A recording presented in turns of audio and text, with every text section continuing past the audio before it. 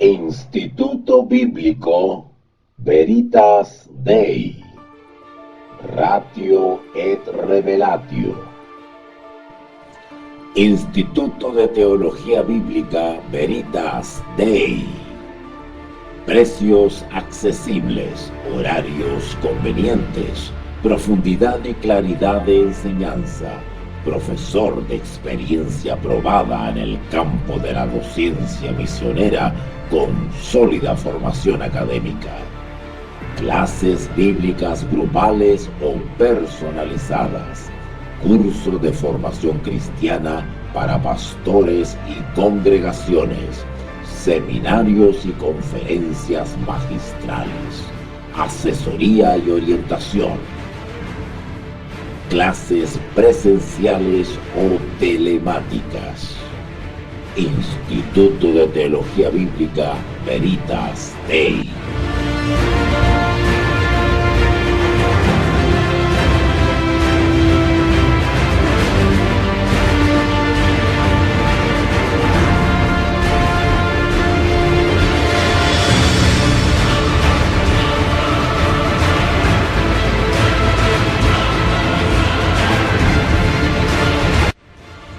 Instituto de Teología Bíblica Veritas Dei. Clases bíblicas grupales o personalizadas. Curso de formación cristiana para pastores y congregaciones.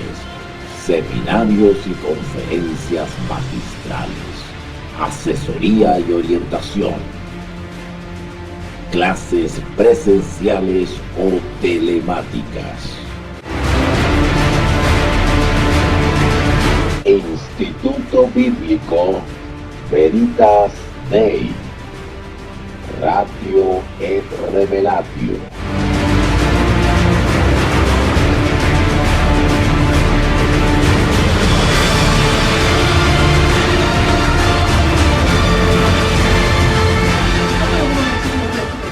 A ver, y como siempre yo soy bien crítico, pero le menciono situaciones que ustedes conocen, ¿verdad? Hay ciertas líneas dentro del cristianismo, especialmente la línea pentecostal, hablando especialmente de Chile, ¿no es cierto? El pentecostalismo comienza por ahí por el 1909, ya con la manifestación, con ciertas manifestaciones espirituales en la calle Bolívar, en Valparaíso, al mando del famoso pastor Huber. Eso es historia denominacional de Chile, ¿ya? Un pastor norteamericano que es médico, o era médico. Él comenzó como misionero de los Estados Unidos, él aceptó al Señor Jesús, sintió el llamado a hacer obra misionera y con los años él fue ungido como pastor, ¿vale? Y ahí él comienza ya a desarrollar su trabajo y se viene a Chile, la denominación que era la iglesia, si no me equivoco, la iglesia presbiteriana episcopal o algo así, no me recuerdo, y lo designa a la ciudad de Iquique, a Antofagasta, a la región de Tarapacá, acá en Chile. Se hizo cargo de un colegio, el famoso colegio inglés, ¿verdad? Y luego él es trasladado a Valparaíso. Y ahí hay una calle, se llama la calle Bolívar, creo que hoy día tiene otro nombre esa calle, la calle Bolívar, que era una congregación oficial de la iglesia episcopal, perdón, no presbiteriana, iglesia episcopal se llamaba. Y comienzan a suceder ciertos fenómenos, ¿no es cierto?, de expresión corporal, ¿verdad? Los hermanos comienzan a desmayarse en las reuniones, comienzan a tener visiones, ¿cierto? Comienzan a profetizar, a anunciar cosas, ¿verdad? Comienzan a hablar en lengua, comienza una efusión de expresión, ¿no es cierto?, emocional fuerte, y eso provocó un impacto en Chile, porque no existía hasta el momento en Chile ese tipo de manifestaciones externas en una reunión cristiana, ¿verdad?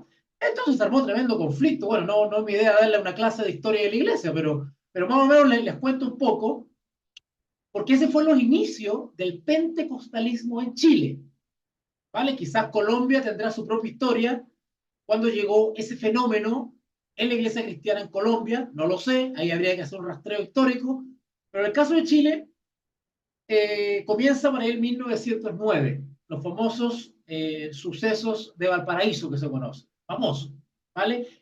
Entonces, ¿qué quiero decir con esto?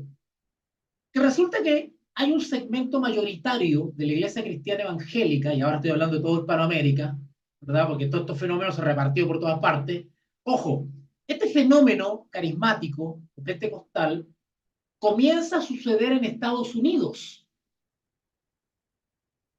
Este fenómeno comienza en los Estados Unidos, por allá por el 1840 y algo. ¿Vale? Comienza y se empieza a repartir por todo el mundo. Entonces, Hoover, norteamericano, estando en Chile, se carteaba, se mensajeaba con hermanos de Norteamérica que lo tenían al tanto respecto a esos fenómenos.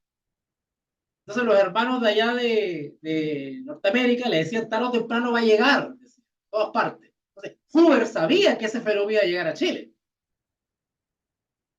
Y era o es un fenómeno sobrenatural, real. Y llegó a Chile, 1909. Y ahí se repartió y nace lo que conocemos como hoy en día la iglesia pentecostal o el movimiento pentecostal en sus variadas e innumerables aristas, ramas, ¿verdad? Así que, ¿por qué le hago esta introducción histórica? Porque resulta que dentro de todas las denominaciones evangélicas, cristianas, o denominaciones no católicas, pongámoslo así, para que entren todos los que no son católicos, especialmente el mundo pentecostal, carece de instrucción, carece de preparación técnica, científica, teológica. Es una característica del pentecostalismo, ¿vale? Quiero ser bien objetivo y bien claro, acá yo no estoy menospreciando a nadie ni rebajando a nadie, pero estoy con 25 años en el circo, les puedo asegurar que así es el ambiente, ¿ya?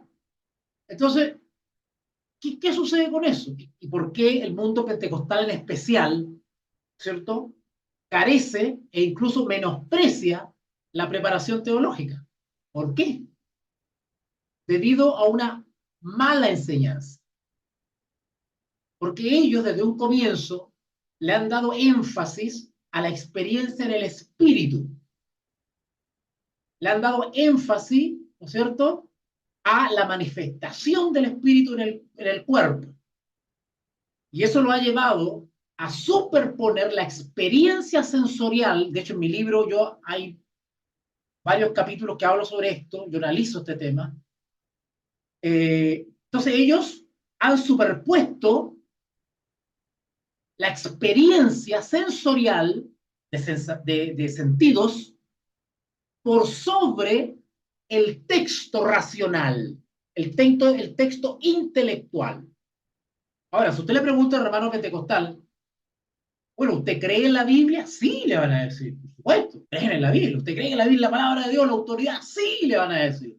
Pero en la práctica no están dispuestos a someterse a un texto bíblico si la experiencia sensorial que han tenido es otra. Lo más probable es que un hermano le diga, pero si yo sentí, pero si yo escuché la voz de Dios, pero si yo, pero si yo, pero si yo. Y comienza a quedar, inconscientemente, empieza a quedar de lado la autoridad bíblica. Entonces, ¿por qué les planteo esto? Porque esto es gravísimo, gravísimo. Es gravísimo porque justamente la herramienta que tiene el cristiano para filtrar todo fenómeno sobrenatural, si viene de Dios o no viene de Dios, es la escritura.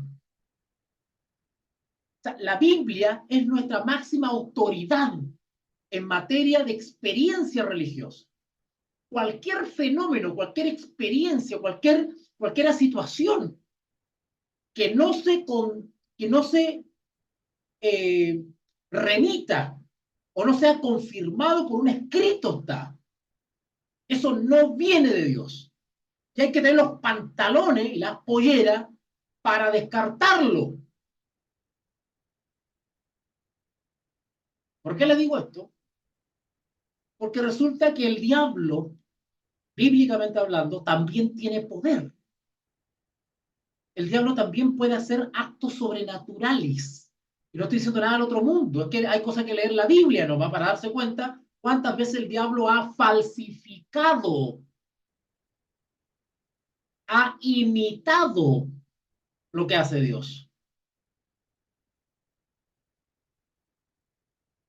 Bueno, ¿qué pasa si le explicamos bien algunos textos a ciertos hermanos y les decimos, hermanos, la experiencia que usted está teniendo, con todo respeto y cariño, no viene de Dios? El fenómeno real, sí, pero no viene de Dios. ¿Qué significa eso? ¿Que yo no tengo el Espíritu Santo? Si yo estoy siendo parte o estoy viviendo un fenómeno que la Biblia no aprueba, o no es el fenómeno de la Biblia, quiere decir que no está el Espíritu Santo en mí. Bueno, esto yo lo trato cuando hago mis cursos sobre el Espíritu Santo. Tengo una serie, no sé si estará disponible porque tengo otros canales, una serie completa sobre el ministerio del Espíritu Santo. Yo explico esto. O sea, es fuerte esto. Porque justamente Colosenses, y vamos a ver a medida que avanzamos en el curso, vamos a ver que se están tomando ciertos textos sin mayor análisis y que se tienen por verdad. Se tienen por verdad. Y están en el error. Y como están en el error, porque no han entendido el texto, el enemigo se aprovecha y mete su cola. Porque el cristiano tiene una lectura equivocada del texto. Y como no entiende el texto, cree mal. Cree algo que no dice el texto o que Dios no aprueba. Entonces queda un vacío ahí. Ese vacío es llenado por el diablo. Yo no sé si va a causar polémica mi libro cuando lo saque, pero tiene un propósito de despertar para reformar la iglesia. Porque hay cosas que no están bien en la iglesia.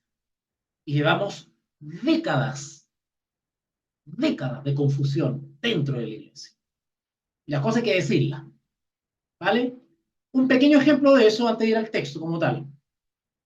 ¿Han escuchado ustedes ese texto, han escuchado ustedes ese texto que dice, eh, creo que lo estudiamos, yo ya no me acuerdo ya,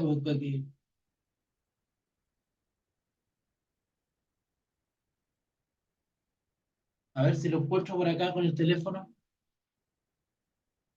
¿Han escuchado ustedes esa expresión que dice la letra mata? ¿Han escuchado? Famoso, ¿verdad? Sobre el mundo evangélico, sobre todo pentecostal, porque me dijo al pentecostalismo, porque es que es el menos preparado bíblicamente. Esa es la verdad. ¿Verdad? Entonces, yo no quiero que estén así, yo quiero que salgan de esa condición.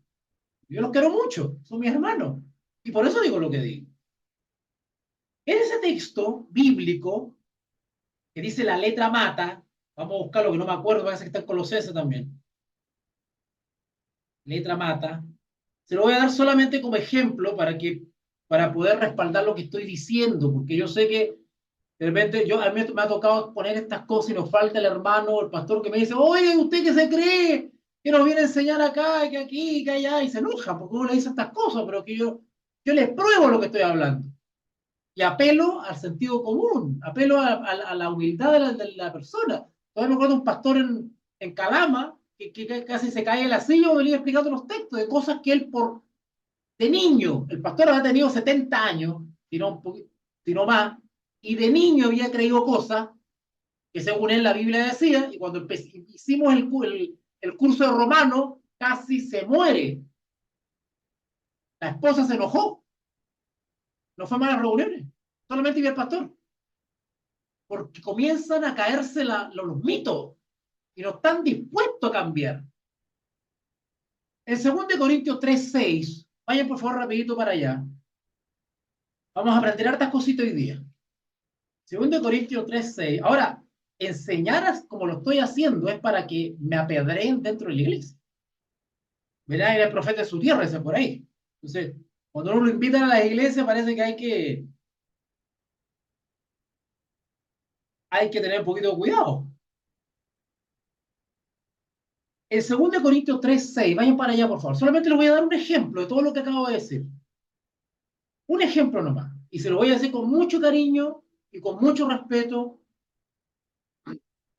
porque yo no estoy aludiendo a la persona, estoy aludiendo al sistema de creencias antibíblico que se ha metido en la iglesia y pasa por verdad. En 2 Corintios 3:6,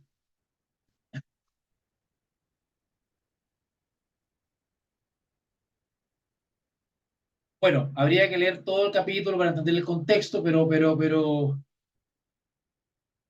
pero solamente pueden leer el título de 2 Corintios 3 y ya les va a dar una señal de qué se trata el contexto. No lo voy a leer completo porque se nos va a ir todo el tiempo aquí. Pero dice ahí, ministros del nuevo pacto. Ustedes se fijan en 2 Corintios 3, ministros del nuevo pacto. Cuando habla aquí de nuevo pacto, acuérdense lo que expliqué en cursos anteriores, que no tiene por qué recordarlo, pero, ¿verdad? Porque a veces hay cositas que uno no se acuerda de todo siempre, pero cuando le hablé de nuevo pacto, acuérdense que estamos hablando en el fondo de un mismo pacto. Es un solo pacto. Bueno, pues en la Biblia hay varios pactos, pero en el fondo una especie de renovación del pacto. ¿Vale? ¿Cuál pacto? El pacto de fidelidad de sus hijos para con Jehová. Ese es el pacto. Nosotros los seremos fieles de obedientes y Jehová nos protegerá y estará con nosotros siempre, etcétera, etcétera. Y ese pacto se ha ido rompiendo por infidelidad de la iglesia, del pueblo, en este caso de Israel. Entonces Dios ha tenido que nuevamente enviar profetas y mensajeros para reconciliar a la iglesia rebelde con Jehová. Entonces se producen conmemoraciones especiales, eventos especiales que se llaman pacto, en el cual de nuevo se hace un compromiso. Un pacto es un compromiso, ¿cierto? Un compromiso. Eh, Así que es un mismo pacto que constantemente se tiene que renovar para otra vez unir en un lazo de amor y fidelidad al pueblo con su Dios. ¿Vale? Entonces, cuando Pablo dice el nuevo pacto, entre comillas, no es nuevo. Es nuevo en el sentido de que se inaugura una nueva reconciliación, una nueva relación. Esta vez con la aparición de Jesús de Nazaret en la historia.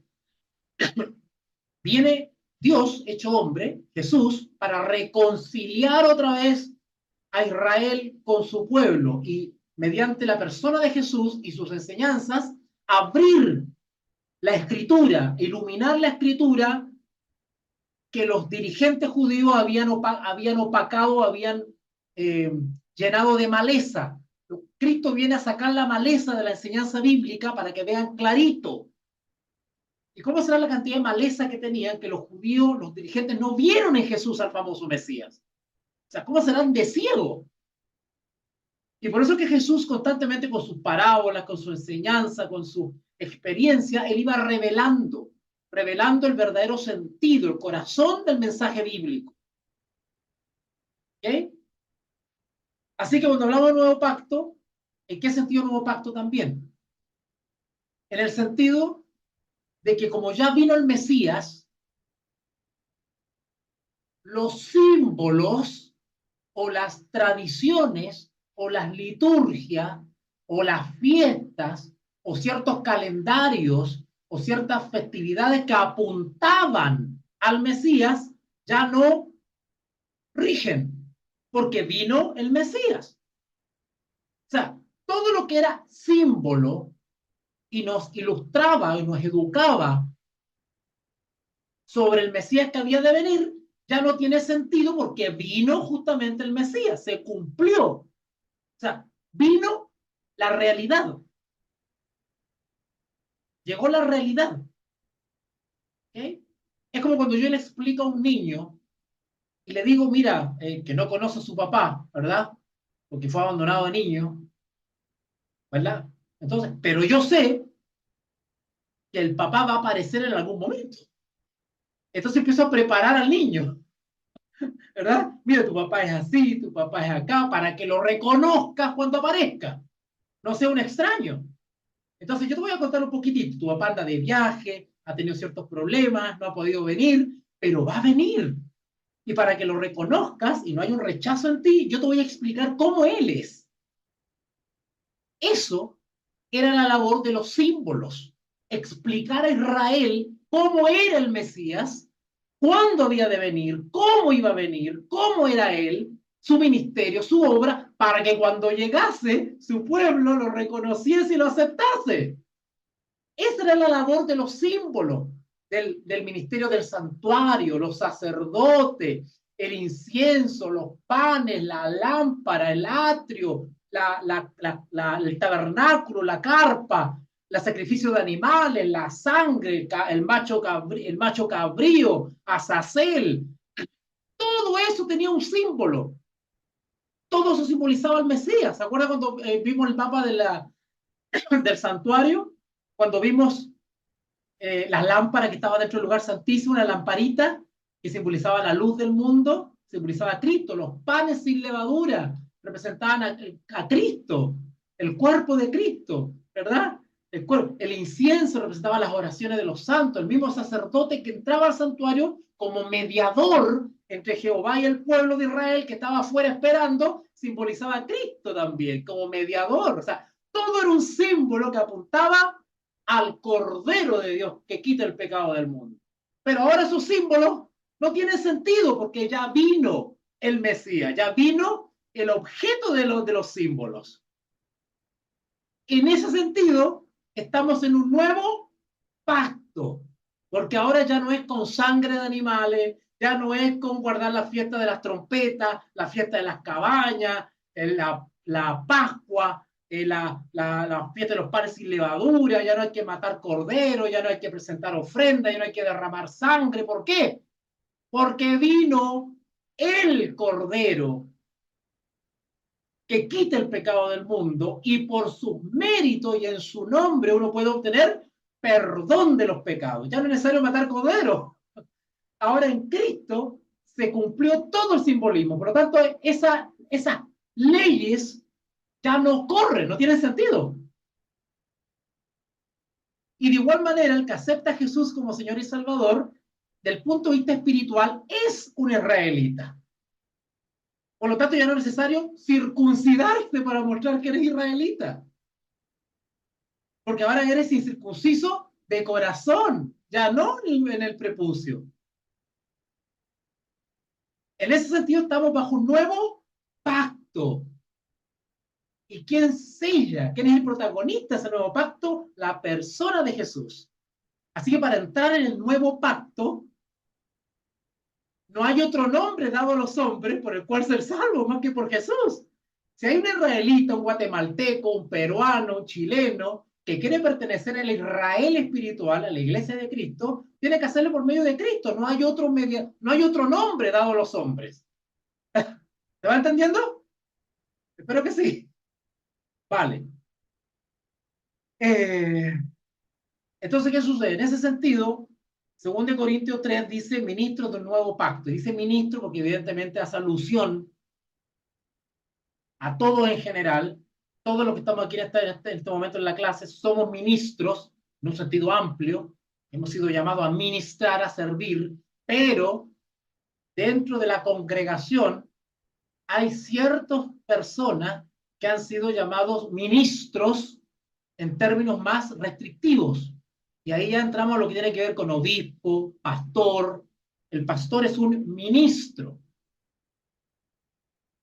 y que tiene cierta labor específica, que no necesariamente tengo yo, por ejemplo. ¿Me das cuenta? O sea, en términos amplios, yo y mi pastor Richard somos ministros, los dos, porque ministramos, servimos. Yo a través de mi don, que es la enseñanza, mi pastor a través de sus dones que el Señor le ha dado para desenvolver su cargo. Pero en términos estrictos de pastorear a la congregación, ahí yo no entro, porque ahí yo sería maestro, no pastor, ¿verdad? Pero mi pastor Richard ya sería pastor, y está encargado de alimentar y cuidar el rebaño. Claro, es otra, ya se bifurca, digamos, la funcionalidad, ¿verdad? Ok, así que en ese contexto, Pablo comienza a decir lo siguiente. Ahora tengo una leída rapidita, no importa que nos demoremos, pero vamos a aprender algo. 2 Corintios capítulo 3. Dice así Pablo, versículo 1. ¿Comenzamos otra vez a recomendarnos a nosotros mismos? ¿O tenemos necesidad, como algunos, de cartas de recomendación para vosotros? Yo creo que estudié con esto con ustedes, ¿ah? ¿O de recomendación de vosotros? Versículo 2. Nuestras cartas sois vosotros, le dice a los corintios, escritas en nuestros corazones, conocidas y leídas por todos los hombres, siendo evidente o manifiesto que sois cartas de Cristo. Es decir, con su vida ustedes demuestran que son de Cristo. No tienen para qué mostrarme un currículum, ¿verdad? Una carta que diga aprobado por el obispo, sí, es un buen hermano, dado buen testimonio, qué sé yo, que no es objetable. Ojo, pero la verdadera credencial es tu conducta. ¿Ok? Después dice el versículo 3, siendo manifiesto, evidente, noten, que sois cartas de Cristo, expedida por nosotros, escrita no con tinta, sino con el Espíritu del Dios vivo, no en tablas de piedra, sino en tablas de carne del corazón. Dice tablas de piedra, hace referencia a algún documento. ¿Ok? Versículo 4. Y tal confianza tenemos, o sea, no necesitamos que ustedes digan, ay, soy cristiano, me recomiendo. No. Yo solamente voy a observar tu conducta y eso es tu carta de presentación. No necesito un documento. O sea, dice cartas de piedra. No escrita en cartas de piedra, sino en el corazón, dice él. ¿Okay? Versículo 5. No que seamos, el 4. Y tal confianza tenemos mediante Cristo para con Dios, no que seamos competentes por esa palabra competente, acuérdense que yo le enseñé que era suficientes, ¿verdad? No que seamos suficientes por nosotros mismos, ¿ah? No que seamos competentes por nosotros mismos para pensar algo como de nosotros mismos.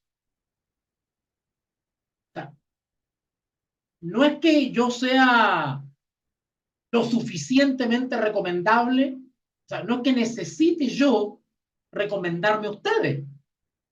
Basta con que ustedes observen mi trabajo, punto. Si soy mal profe, bueno, algo pasa, parece que no tengo el don de la enseñanza, aunque me guste enseñar, porque me puede gustar enseñar, puedo desear enseñar y no tengo el don de la enseñanza, no tengo la habilidad natural para enseñar. Así que Pablo dice acá en el 5, no que seamos competentes por nosotros mismos para pensar algo como de nosotros mismos, sino que nuestra competencia proviene de Dios. Claro, a mí no se me ha dado el don para poder pastorear una congregación, pero sin embargo mi pastor Richard a lo mejor sí. Yo no sé, yo no tengo esa competencia, esa habilidad. Yo nunca he pastoreado una congregación y no sé si podría. Versículo 6, el cual asimismo nos hizo, hablando de Cristo, el cual asimismo nos hizo ministros competentes de un nuevo pacto. En este caso, a mí me ha hecho ministro o maestro del Evangelio, porque me hizo ministro en este tiempo, ¿cierto? A los pastores de allá se les dio el ministerio, también se les dio el ministerio, pero también se le dieron las competencias para pastorear, y a mí se me dio las competencias para enseñar. Y unos a otros nos apoyamos, porque yo tengo que apoyar al resto, incluido el pastor. Y mi pastor me tiene que pastorear a mí. Yo tampoco voy a andar por ahí. Entonces, por eso que el cuerpo pues, se llama el cuerpo de Cristo, que es uno solo, ¿verdad? Es uno solo, pero todas las partes cumplen distintas funciones y con eso se retroalimenta la iglesia. Ya, sigamos. El 6, el cual asimismo nos hizo ministros competentes del nuevo pacto, ¿sí? Es decir, en la era cristiana. No de la letra, sino del espíritu. Porque la letra mata, más el espíritu vivifica. Ay, Señor mío. Claro. Entonces, ¿qué sucede? Si yo no explico todo lo que he explicado para atrás y tomo solamente ese texto, voy a hacerle decir al texto otra cosa que no tiene nada que ver con el contexto que yo he leído hilando hasta el momento.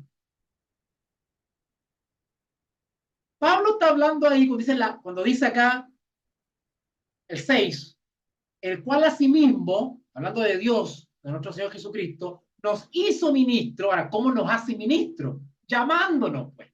Así nos hace ministro, llamándonos. Él nos llama.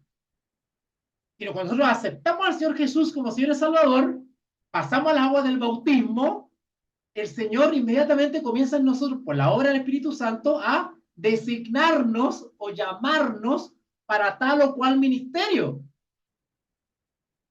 Y comienza a acomodar a su iglesia. A ver, ¿para qué es bueno este? ¿Cierto? Y se le da el don a este hermanito, ¿cierto? O los talentos, como se llama, para administrarlos bien. Yo, al estar enseñando, estoy administrando el talento que Dios me dio. No lo estoy guardando. Porque si no, el Señor va a venir y me va a decir, bueno, ¿y qué hiciste con el talento que te di? ¿Produjiste frutos de ese talento? ¿Lo invertiste o lo tuviste guardado? Bueno, estoy invirtiendo para generar frutos. Y cuando venga mi Señor, le presento las ganancias del uso de ese talento. ¿Cuál es ganancia? Las almas. Así que vamos al 6 otra vez. No, si se van a sorprender, miren. El cual asimismo nos hizo ministros competentes de un nuevo pacto. Pero cuando Pablo entra acá con el vocabulario del nuevo pacto, Pablo lo que está en el grabado. Perfecto, gracias, gracias. Listo. 2 Corintios capítulo 3, versículo 6. 2 Corintios capítulo 3, versículo 6. El cual asimismo nos hizo ministros competentes del nuevo pacto. No de letra. Cuando Pablo habla acá de letra, Pablo se está refiriendo efectivamente a las ordenanzas y al sistema de culto que nosotros encontramos en el Antiguo Testamento. No de letra, ¿vale? Escuchen una cosa, la letra, el tema de la letra, de la ley, el tema de los códigos, de las ordenanzas, el tema de la ley de Moisés, como se conoce, porque, ojo, cuando hablamos de ley de Moisés hay que diferenciar, ¿ok? La ley de Moisés o las leyes, ¿verdad? Cuando Pablo te dice que la ley, no el régimen de la letra, no está atentando o apuntando contra la letra, contra las leyes, ¿vale? Y fue Dios el que nos dio el santuario, fue Dios el que nos dio los 10 mandamientos, fue Dios el que dio toda la normativa respecto a las normas sanitarias, legales, penales, civiles, para poder regular a su pueblo. Así que esas leyes fueron dadas por Dios. Mal estaría Pablo, ¿verdad? Menospreciando algo que Dios lo dio temporalmente hasta que llegase el Mesías para poder guiar a su pueblo. El problema no está en las leyes, el problema no está en las normas del santuario, el problema no está en la tradición, en la forma religiosa. Ese no es el problema, porque era un método pedagógico de Dios para apuntar al Mesías. El tema no son las leyes en sí. El tema es que cuando Pablo dice la letra, el régimen de la letra, como dice acá, no de letra, está apuntando a tener a un tipo de fe equivocada en los propios méritos en obedecer la ley, en mis propios esfuerzos por obedecer la ley. Porque cuando uno participaba de los servicios del santuario, había que hacerlo con la fe. No pensando que yo estoy acumulando mérito propio al participar del santuario. O al ir a matar un corderito, ir a ofrecer un corderito, yo lo hacía por la fe. Porque yo creía por la fe que ese animalito era un símbolo de ese Mesías que todavía no llegaba, que yo no conozco personalmente, pero creo que va a venir. No sé si se me entiende la idea. Cuando un israelita iba a ofrecer un corderito, un animal, lo hacía por la fe, creyendo que ese animalito que va a sufrir cortándole su cabecita, haciendo derramar su sangre, ese animalito inocente, cuando él hacía ese acto, era un símbolo de un ser humano llamado Mesías, que había de venir. Yo ofrecía un animalito, un inocente, por la fe en ese Mesías que había de venir. O sea, el acto como tal de obediencia a la ley era un acto de fe. Pero cuando los motivos estaban contaminados y yo iba a ofrecer ese corderito, no por la fe en el Mesías, ni creyendo, todo lo que significaba la muerte del corderito. Por ejemplo, primero era un animalito inocente, igual que el Señor Jesús. Era un animalito perfecto. ¿Se acuerdan que uno de los requisitos para ofrecer el sacrificio que no tenía que tener mancha, ni tacha, ni defecto? Tenía que ser un corderito perfecto, igual que el Señor Jesús.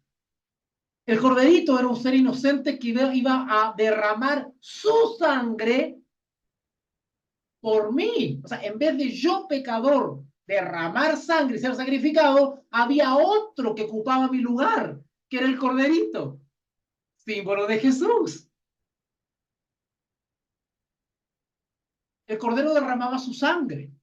El Señor Jesús también derramó su sangre. Entonces, era por la fe, porque había toda una información detrás de esa ofrenda. Entonces, el plan de Dios a entregar ese tipo de leyes y normas era un plan educativo y que había que hacerlo por la fe. Pero, ¿qué sucede? Había personas que ofrecían el corderito no por la fe. Porque, ojo, al ofrecer el corderito yo tenía que confesar mis pecados. Tenía que confesar mis pecados. Y confesaba mis pecados, ¿no es cierto? Y simbólicamente esos pecados se cargaban al corderito.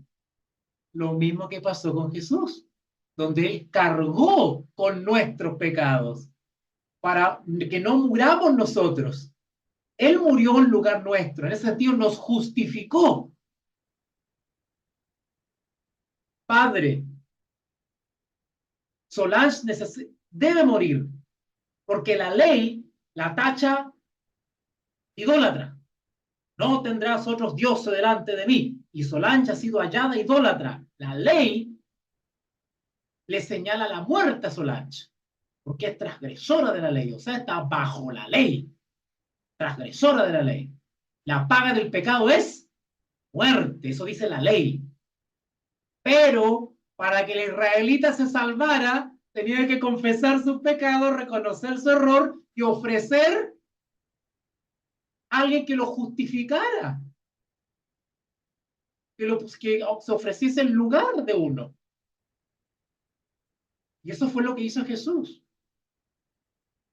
Padre, Solange es pecadora y debe morir, pero Padre, yo me ofrezco a morir por Solange. Sacrifícame a mí. Y eso hizo Jesús cuando vino a la tierra. Se entregó como el Cordero de Dios que quita los pecados del mundo. Y por eso que nosotros estamos acá sentados hoy día y no hemos sido fulminados por Jehová, por la sangre de Cristo, que nos limpia, nos renueva, nos justifica. ¿Nos justifica qué? Jesús se puso en el lugar nuestro. Él pagó lo que yo debía. Es decir, estamos en deuda. ¿O no? ¿Estamos en deuda? Ahora, ¿el Señor Jesús se sacrificó para que sigamos pecando? No. Por lo tanto, ¿qué hay que hacer? Obedecer. Por eso que todo el Evangelio nos dice, sed perfecto como vuestro Padre es perfecto, sed santo como hijos obedientes. Todo lo puedo porque Cristo me fortalece, su gracia. Porque el cristiano que no vence sus debilidades le está diciendo que la sangre de Cristo no fue suficiente. Bueno, ¿por qué le explico todo esto? Porque ese es el contexto de 2 Corintios 3. Vuelvo a repetir entonces, 2 Corintios 3:6, el cual asimismo nos hizo ministros competentes de un nuevo pacto, no de la letra, sino del espíritu. ¿Qué quiere decir acá el espíritu? Quiere decir, ¿se acuerdan cuando hablamos sobre los verdaderos adoradores en espíritu y en verdad? ¿Se acuerdan? Claro, Pablo está diciendo que los que entran al nuevo pacto por la fe en Cristo, lo hacen por la fe, de corazón. Eso es un verdadero adorador en espíritu y en verdad. Esto cuando dice en el espíritu, quiere decir de corazón, de verdad. No por obra, no por mérito propio, no por cumplir, por obra, por la letra. Eso se refiere con la letra. La letra quiere decir salvación por obra, no por la fe. Y cuando dice el espíritu, está hablando de verdaderos adoradores en espíritu y en verdad, sincero. Eso es la verdadera ofrenda, lo que realmente da gloria a Dios. Recuerda a la mujer samaritana en el pozo de Jacob, Señor, ¿dónde tenemos que adorar? Algunos dicen que en Samaria, otros dicen que en Jerusalén. Ustedes dicen tener la religión verdadera, Jerusalén, los israelitas, y nosotros también, porque también venimos de nuestro padre Abraham. Y la mujer entró en esa disputa. Y Jesús le dice, mujer, llegará el día en que ni en Jerusalén ni en Samaria, si eso para mí no es importante el lugar. Para mí lo importante son los verdaderos adoradores en espíritu y en verdad, dice Cristo. No me interesa si tú eres samaritana, si eres boliviana, si eres judía, si eres palestina y si eres rusa. No me importa. Me interesa que me adores como el Hijo de Dios, me reconozcas como el Hijo de Dios y caigas a mis pies. Eso es lo que me interesa. Verdadero adorador en espíritu y en verdad. ¿Vale? Leemos otra vez el 6. No que seamos competentes por nosotros mismos para pensar algo como nosotros mismos, perdón, el 6. El cual, asimismo nos hizo ministros competentes de un nuevo pacto, no de la letra, sino del espíritu, porque la letra mata. ¿Qué quiere decir la letra mata? Que si yo vivo un cristianismo, no por la fe, sino por obra, por tradición, por orgullo, porque para que me vean, porque creo que haciendo cosas me pongo en mejor posición con Dios. Eso me mata espiritualmente hablando, porque no estoy en la fe, no soy un verdadero adorador. Estoy en una religión por obras. Todo tiene que ver con justificación por la fe. Es por la fe, no por obras. Entonces, cuando dice la letra mata, ¿me mata qué? Me mata espiritualmente. Es decir, vivo un cristianismo muerto. Ejemplo. Los fariseos que atacaban a Jesús eran súper religiosos. Se veían hermosos por fuera. ¿Pero estaban vivos para Dios o estaban muertos para Dios? Muertos para Dios. Jesús les dijo, por fuera os veis muy bonito, te ves muy religioso, guardan toda la ley, son obedientes, qué sé yo, presentan ofrenda, participan del santuario, enseñan la Biblia en la sinagoga. Todo eso está muy bien, son obras. Pero por dentro están llenos de huesos de muertos, decía Jesús. No eran verdaderos adoradores y menos todavía reconocían a Jesús de Nazaret como el Hijo de Dios, menos todavía. Entonces ellos estaban muertos espiritualmente. Por eso que acá Pablo dice, la letra mata. El problema no es la ley. Si los fariseos estaban bien en lo que hacían, en el sentido que eran obedientes, estrictos, los fariseos eran guardianes de la ortodoxia, para que ellos mantenían la tradición viva en el pueblo. Está bien, si no es malo, la ley no es mala. Pablo dice, yo no supiera que codiciar es malo si la ley no dijera no codiciar.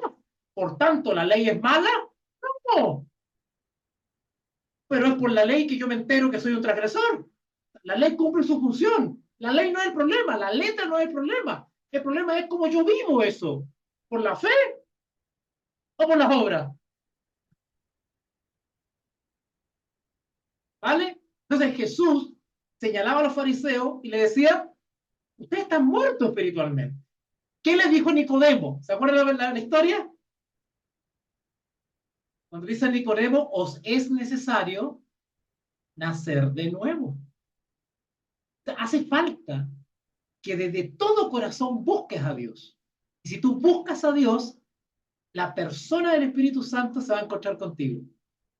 Y se va a unir dos cosas. Tu deseo de buscar a Dios de todo corazón y la ayuda del Espíritu Santo que está dispuesto. Y esa unión va a ser posible una transformación, una conversión. Lo que conocemos nosotros como la conversión. Eso le faltaba a Nicodemo. Nicodemo estaba muerto espiritualmente. Pero le faltaba vivir en el Espíritu, en el sentido de la obra de transformación de la vida del Espíritu Santo. En ese sentido, Pablo dice acá, porque la letra mata, más el Espíritu vivifica. ¿Se está entendiendo? Desde hace algunas décadas atrás, sobre todo desde 1909, y a raíz de un movimiento llamado el movimiento pentecostal, con toda la buena intención que habrán tenido estas personas, pero se comienza a distorsionar un poquitito el ambiente cristiano, sobre todo en Chile. Como les dije, se comienza a leer ciertos textos de una manera equivocada. Ejemplo de eso es porque la letra mata. Entonces, ¿qué creen ahora algunos hermanos? Que cuando usted estudia mucho o estudia teología, usted mata al Espíritu Santo en su vida y se le va el fervor, se le va la pasión, ya no baila, ya no cae desmayado, ya no habla en lengua. Claro, porque uno se pone más racional, más objetivo, más inteligente. Y vuelve otra vez al equilibrio. La emoción y la pasión se ponen en equilibrio con el entendimiento, cosa que ahora está desnivelado. La experiencia sensorial apaga el entendimiento. Y eso tiene que ser equilibrado. Y lamentablemente es un fenómeno que el enemigo de Dios se ha aprovechado de eso. Entonces, ¿qué pasa? Cuando aparece un hermanito, me ha pasado. Y yo llego de manera racional, objetiva, inteligente, a ofrecer un curso donde explico científicamente el significado del texto. Para ellos es aburrido. Yo estoy apagado. Entonces ellos dicen, es que este hermano ha leído mucho, ha estudiado mucho, entonces no ha sido bautizado por el Espíritu. No está, a usted le falta el Espíritu Santo, usted no ha sido bautizado en el Espíritu. Entonces le preguntan, ¿no es cierto? Hermano, ¿usted ha hablado en lengua? No. No ha sido bautizado por el Espíritu. O sea, para ellos, si yo no tengo esa experiencia, el Espíritu Santo no está en mí, para ellos. Por lo tanto, como yo estudié mucho, tengo muchas letras, maté el Espíritu Santo. La letra mata. Así que para no matar al Espíritu, no hay que leer tanto. No hay que estudiar mucho. Ay, ¿qué importa la teología? Ay, que usted es religioso, usted es teólogo, usted aquí, usted allá. Y comienza a haber una distorsión y indirectamente se menosprecia el conocimiento. Lamentablemente, el resultado de eso es menospreciar el entendimiento, el conocimiento. Y como están en ignorancia, ¿quién se mete ahí? El enemigo se mete ahí. Porque esta es nuestra regla. Yo con esto filtro qué es y qué no es. Con esto yo filtro. Esta es mi norma por la cual todo fenómeno religioso, toda experiencia tiene que pasar por acá. Si Jehová no aprueba esa experiencia religiosa, no viene de Dios. ¿Se acuerdan lo que hicieron los magos frente a Faraón? Cuando Moisés tiró la vara y se convirtió en culebre, llegaron los magos, hicieron lo mismo. ¿Tiene poder el diablo para imitar los milagros de Dios? Sí.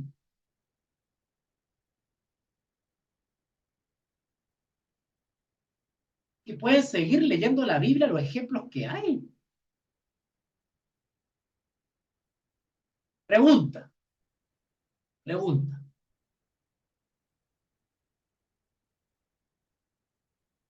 Cuando el Señor Jesús fue tentado en el desierto y el diablo le ofreció algunas cosas, ¿el diablo tenía poder para cumplir eso que le estaba ofreciendo a Jesús? Todos los reinos de este mundo te daré. ¿Tenía poder para darle eso a Jesús? Sí, claro. Claro, el diablo no tenía poder para darle el reino de los cielos, pero sí, la riqueza de este mundo, claro. Podría haber hecho multimillonario a Cristo.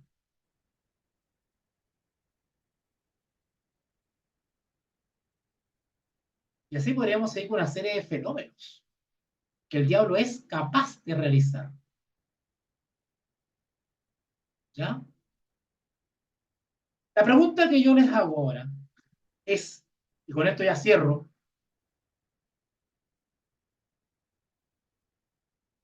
¿el diablo está imitando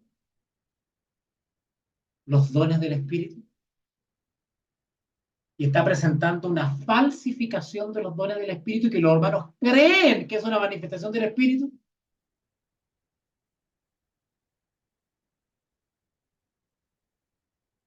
Sí, por hermano.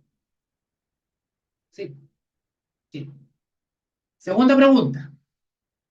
¿El diablo tiene poder para influir en el cuerpo humano?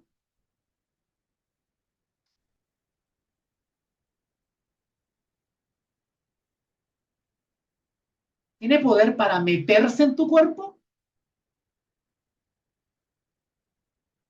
¿No han leído ustedes los casos de posesión demoníaca?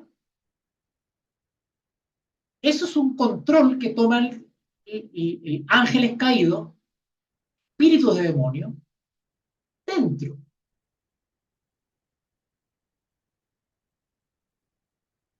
Tercera pregunta. Si mi cuerpo está poseído, ¿el diablo puede influir en mí física y mentalmente? Sí, sí. Vean todos los casos en la Biblia, donde el diablo no solamente provocaba trastornos físicos, de los cuales fueran sanados por Jesús y los apóstoles, sino que también provocaba problemas psíquicos. El diablo puede volver loca a una persona, puede trastornarla, como también puede provocarte enfermedades. Y si el diablo puede influir en tu cuerpo y provocarte enfermedades, ¿puede él mismo sacarla? También. Claro. ¿Se acuerdan cuando a Cristo lo acusaban de que él hacía milagros por Belcebú?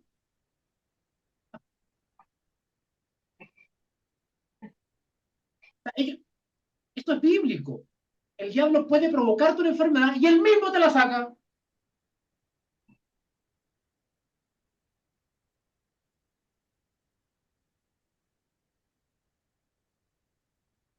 Bueno, todas esas cosas se están viendo dentro de la iglesia y no vienen de Dios.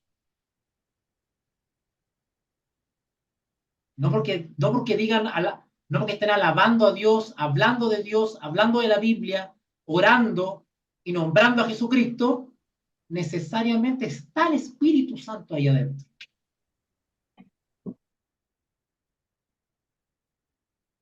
Cuando usted conversa, y esto lo trato en mi libro, cuando usted conversa con un espiritista, que se lo dice a alguien que estuvo en ese mundo, que también lo cuento en el libro, entonces soy una caja de sorpresa. Cuando usted le pregunta a un espiritista sobre sus experiencias, esa persona cree de todo corazón que hay un poder, una fuerza sobrenatural que lo ayuda, que se contacta con él. ¿O ustedes creen que algunos brujos o magos o espiritistas, ustedes creen que no tienen poder realmente? Claro, hay mucho engaño, mucho embuste, mucho charlatán, pero hay gente que sí tiene poder. Así como Pablo, mediante el Espíritu Santo, tenía poder, ¿verdad? También hay gente que tiene poder sobrenatural, pero no del Espíritu Santo de Dios. Y esos espiritistas que están bajo otro espíritu también pueden sanar. Si no, ¿dónde quedan los curanderos? Los famosos curanderos, los monjes no sé de dónde, que sanan gente. Sanan gente. El diablo tiene poder para sanar enfermedades, influir en el cuerpo.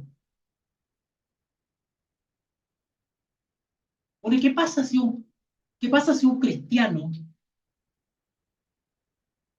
que no está en el Espíritu Santo de Dios está con otro espíritu? Y se golpea el pecho todas las reuniones, pero no está en el Espíritu Santo. Pero resulta que profetiza, pero resulta que hace milagros.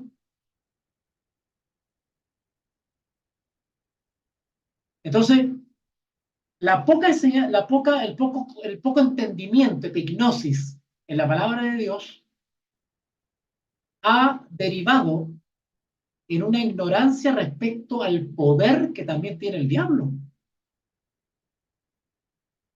Vamos a hablar mucho del poder de Dios, y por su nombre, y en el nombre de Jesús, y en el nombre de Jesús. Bueno, el diablo también tiene poder, pues. ¿Se ha preguntado usted qué son los ovnis?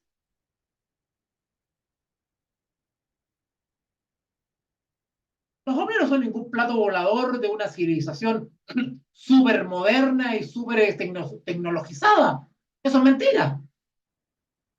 El fenómeno ovni es lisa y llanamente una manifestación de ángeles caídos. Eso es todo. El diablo tiene poder, porque los ángeles tienen poder de hacer formas, tienen una luminosidad de ángel, son ángeles. Claro, son ángeles rebeldes, pero tienen todavía todas las propiedades de un ángel. Ellos pueden cambiar de colores, hacerse brillante, hacerse opaco, materializarse, hacerse invisible. Vuelan a unas distancias increíbles. Se pueden hacer luminosos cuando ellos viajan, cuando ellos vuelan y entran a la atmósfera terrestre, ellos pueden hacerse visibles, luminosos, y se pueden apagar después. Ellos pueden suspenderse en el cielo y hacer una forma de cruz. Pueden hacer una forma de plato. Pueden hacer una forma de estrella. Pueden hacer una forma de María.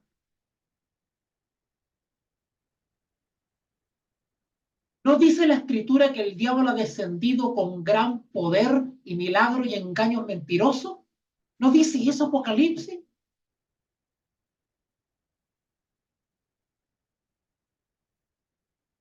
Entonces, cuando ustedes les hablan de posesión demoníaca, cuidado, posesión demoníaca no implica necesariamente un hermano que esté botando espuma por la boca. Puede haber un endemoniado en la iglesia y se ve muy consagrado. Y está bajo otro poder. Cuidado con eso. Entonces, a la iglesia le falta epignosis. Le falta profundidad en la escritura para poder discernir los espíritus. ¿No han escuchado ese texto ustedes? Probar los espíritus si son de Dios o no. Famoso texto, ¿verdad? Podemos estudiarlo un día porque se toma otro texto más que se toma por separado y se entiende otra cosa. Probar los espíritus. Ese de probar los espíritus no necesariamente tiene relación con el espíritu de Dios, espíritu inmundo. Dice relación con la persona, el testimonio personal, los frutos. Así yo pruebo los espíritus con los frutos. ¿Cómo dice la escritura? Por sus frutos, ¿los qué? Conoceré, conocimiento. Es por los frutos que se conoce un buen árbol. Y el árbol en el Evangelio es símbolo del creyente. Nosotros somos árboles y nosotros damos frutos de justicia, es decir, frutos de obras justas, de obras santas, de obras buenas, de obediencia. Eso quiere decir obras justas. Obras de justicia quiere decir una conducta obediente conforme a la palabra. Eso es obra de justicia. ¿Se acuerdan cuando, oye, es hermoso, Dios mío? ¿Se acuerdan cuando predicaba Juan el Bautista? Y él decía, advirtiendo, todavía no llegaba el Mesías, estaba a punto de aparecer el Señor Jesús. Y Juan Bautista estaba advirtiendo a Israel, le decía, ya el hacha está puesta a la raíz de los árboles. ¿Quiénes son los árboles? Nosotros. Nosotros somos los árboles. Ya el hacha está puesta, el hacha es un símbolo de juicio, un símbolo de castigo, de condenación, de veredicto, de pena. Ya el hacha está puesta a la raíz de los árboles. Por tanto, todo árbol o todo creyente que no da buen fruto, ¿qué decía Juan Bautista? Es cortado y echado en el fuego. ¿Cómo que todos están para el cielo entonces? Una vez salvo, siempre salvo. No, tiene que ser probado. La fe tiene que ser probada en fuego. En esta vida, yo me salvo por la fe. El justo por la fe vivirá. Hay que vivir por la fe. Porque va a llegar la hora del juicio que va a analizar o investigar cada árbol. Y se le dará a cada uno según su obra, o su conducta, o su vida. En el juicio van a decir, bueno, María vivió por la fe. Y si María, cuando llegue la hora del juicio y es hallada viviendo por la fe, será aprobada. Porque perseveró. ¿No dice la escritura el que persevere hasta el fin, ese será salvo? Bueno, ¿y qué pasa cuando llegue el juicio y se encuentra que María se desanimó o distorsionó el evangelio y ya no vive por la fe? Ya una costumbre, ya va por cumplir, va porque perdió esa confianza en la esperanza. Bueno, ya va a ser evaluada en el juicio y para eso son los juicios. En los juicios se presentan las pruebas y el juez dirime.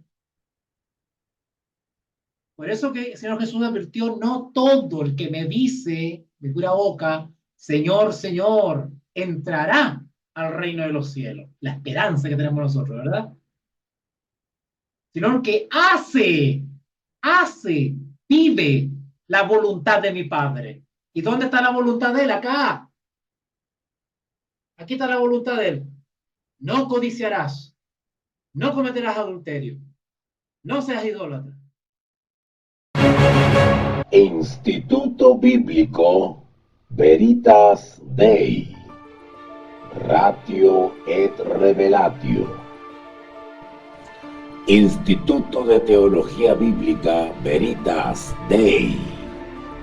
Precios accesibles, horarios convenientes, profundidad y claridad de enseñanza, profesor de experiencia probada en el campo de la docencia misionera con sólida formación académica.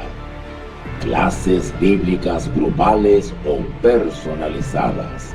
Curso de formación cristiana para pastores y congregaciones. Seminarios y conferencias magistrales. Asesoría y orientación. Clases presenciales o telemáticas.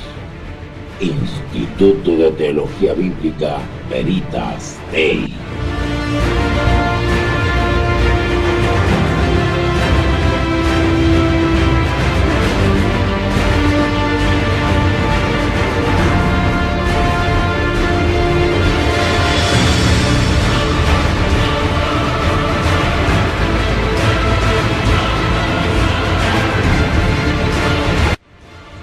Instituto de Teología Bíblica Veritas Dei.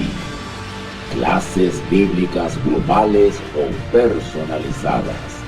Curso de formación cristiana para pastores y congregaciones. Seminarios y conferencias magistrales.